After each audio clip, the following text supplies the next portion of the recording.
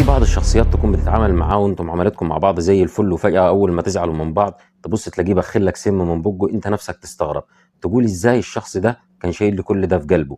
فلما تيجي تقعدوا وتتعاتبوا، الناس اللي حواليه تقول لك ايه؟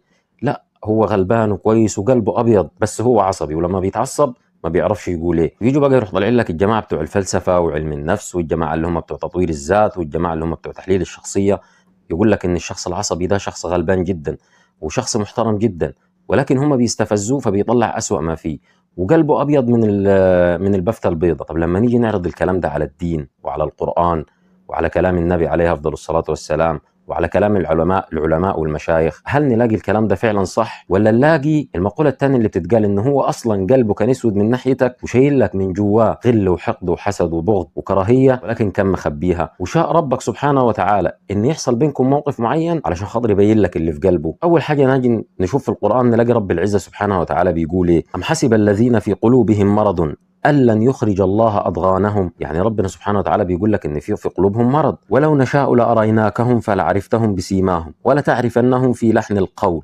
والله يعلم أعمالكم. يعني شوف سبحان الله ربنا بيقول عليهم إيه. طب لما نيجي ندور تاني نلاقي ربنا برضه بيقول عليهم إيه؟ قد بدت البغضاء في أفواههم وما تخفي صدورهم أكبر. الكلام طلع على لسانهم ولكن اللي في قلوبهم ده اكتر بكتير من اللي اتقال. طب لما نيجي نشوف سيدنا النبي عليه افضل الصلاة والسلام بيقول ايه عن الفئة دي او عن الشخصيات دي او عن النوع ده؟ لا يستقيم ايمان عبد حتى يستقيم قلبه، ولا يستقيم قلبه حتى يستقيم لسانه. يعني شوف سيدنا النبي عليه افضل الصلاة والسلام زي ما قال برضه في حديث تاني ان اللي بيظهر على اللسان ده بيكون اصلا موجود في القلب، زي ما قال في حديث تاني افضل الناس كل مخموم القلب صدوق اللسان. قالوا صدوق اللسان نعرفه يا رسول الله فما مخموم القلب؟ قال التقي النقي لا اثم فيه ولا بغي ولا غل ولا حسد.